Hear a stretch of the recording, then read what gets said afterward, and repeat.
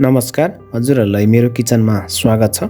आज मैले पनिर बटर मसलाको रेसिपी लिएर आएको छु। हामीले सजिलै घरमा होटल तथा रेस्टुरेन्टको भन्दा पनि स्वादिष्ट बटर मसला बनाएर खान सक्छौँ। आउनुहोस् यसको सामग्रीबाट सुरु गरौँ। सुरुमा मैले यहाँ आधा केजी टमाटर लिएको छु। यो टमाटर चाहिँ हाइब्रिडवाला टमाटर हो। हाइब्रिडवाला टमाटरमा चाहिँ पल्प एकदम धेरै र भित्र रस कम हुने भएकोले यसको ग्रेभी चाहिँ एकदम राम्रो हुन्छ। हामीले हाइब्रिडवाला टमाटर चाहिँ लिनु एकदम राम्रो हुन्छ। खासमा हामीले यो ग्रेभी बनाउँदा चाहिँ टमाटर मात्र युज गरेर बनाइन्छ। कुनै ठाउँमा चाहिँ प्याज पनि युज गरेको देखिन्छ। प्याज पनि हजुरहरूले चाहनुहुन्छ भने थोरै एड गर्न सक्नुहुन्छ। टमाटरलाई चाहिँ मैले काटिसकेपछि एउटा बाउलमा राखेको छु। त्यस्तै एउटा प्यान हिट गरेर मैले 2 चम्चा जति यसमा तेल एड गरेँ र अघि काटिराखेको टमाटर यसमा मैले राखेको छु। टमाटर राखिसकेपछि यसलाई एकचोटि राम्रोसँग मिक्स गर्नुपर्दछ।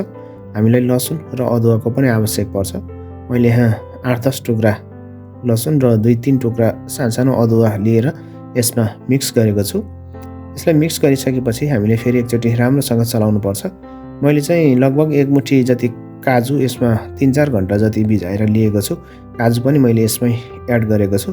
हजुरहरूले मगज पनि एड गर्न सक्नुहुन्छ। मैले चाहिँ काजु मात्र एड गरेँ र यसलाई एड गरिसकेपछि एकचोटि राम्रोसँग मिक्स गरेर हामीले करिब यसलाई 8-10 मिनट छोपेर नरम हुने गरेर पकाउँछौँ।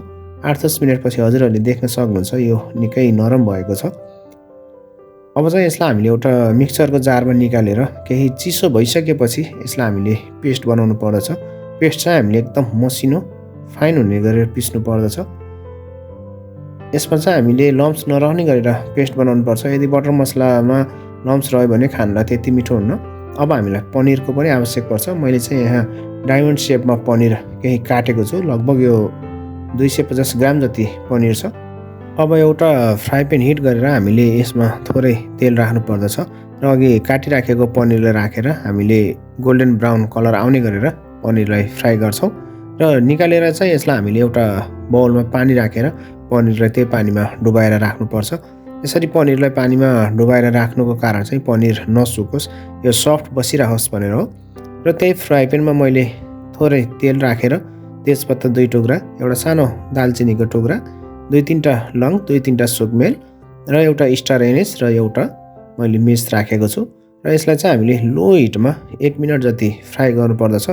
यसरी फ्राई गरिसकेपछि यसको सबै फ्लेभर तेलले एब्जर्ब गर्नेछ र मैले थोरै बेसार र काश्मिरी मिर्च पाउडर पनि यसमा राखेको छु र यसलाई पनि हामीले लो फ्लेममा 5-7 सेकेन्ड फ्राई गर्नुपर्दछ र अघि तयारी गरेको पेस्ट हामीले यसमा राख्छौँ।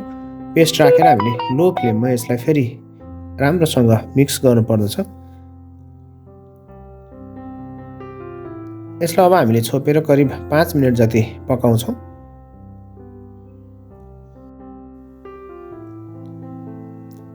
र अब हामीले यसमा स्वादअनुसार नुन राख्छौँ। त्यस्तै मैले धनियाको पाउडर आधी चम्चा, जिराको पाउडर आधी चम्चा र मैले पनिर मसला पनि आधी चम्चा र खुर्सानी पाउडर चाहिँ मेरो स्वादअनुसार राखेको छु। र यसलाई फेरि हामीले एकचोटि राम्रोसँग मिक्स गरेर यसलाई अब हामीले करिब छोपेर 15 मिनट जति राम्रोसँग लो फ्लेममा पकाउनु पर्दछ। हजुरहरूले देख्न सक्नुहुन्छ 15 मिनटपछि यसको साइडबाट र बिचबाट तेल बाहिर निस्किएको छ। यसरी तेल बाहिर निस्किनुको अर्थ चाहिँ ग्रेभी लगभग हाम्रो पाक्यो भन्नु हो। अब हामीले यसमा अलिकति तातो पानी राख्नेछौँ। चिसो पानी पनि राख्न सकिन्छ। मैले चाहिँ तातो पानी राखेको छु र अघि फ्राई गरेर हामीले राखेको पनिर यसमा मैले एड गरेको छु र एकचोटि फेरि हामीले यसलाई राम्रोसँग मिक्स गर्नुपर्दछ।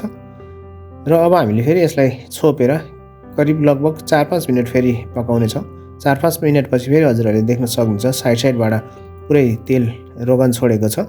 यस्तोमा चाहिँ हाम्रो रोगन छोडिसकेपछि चाहिँ लगभग हाम्रो ग्रेभी पाक्यो भन्ने बुझिन्छ। हजुरहरूले देख्न सक्नुहुन्छ। अब मैले घरमा तयारी गरिराखेको आधी चम्चा गरम मसला राखेको छु।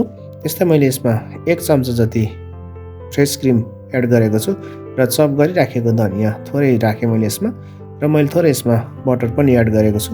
एकचोटि फेरि हामीले राखिसकेपछि मजाले मिक्स गर्नुपर्दछ। हामीले यसमा दहीलाई पनि राम्रोसँग फिटेर 1-2 चम्मच दही पनि एड गर्न सक्छौँ। मैले 1/4 टेबल स्पुन जति सुगर पनि यसमा एड गरेको छु। सुगरले चाहिँ हाम्रो ग्रेभीको टेस्टलाई एकदम ब्यालेन्स गर्ने काम गर्दछ। अब यसलाई छोपेर हामीले 3-4 मिनट पकाउनु पर्नेछ। हजुरहरूले देख्न सक्नुहुन्छ 3-4 मिनटपछि यो फाइनल्ली रेडी भइसकेको छ। यसलाई चाहिँ अब हजुरहरूले सर्भ गर्न सक्नुहुनेछ। आफूलाई मनपर्ने परिकारसँग यसलाई हजुरहरूले खान सक्नुहुनेछ।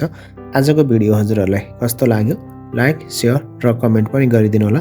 यदि मेरो च्यानलमा नयाँ हुनुहुन्छ भने र भिडियोलाई मन परेको छ भने हजुरहरूले मेरो च्यानललाई सब्स्क्राइब पनि गरिदिनु होला।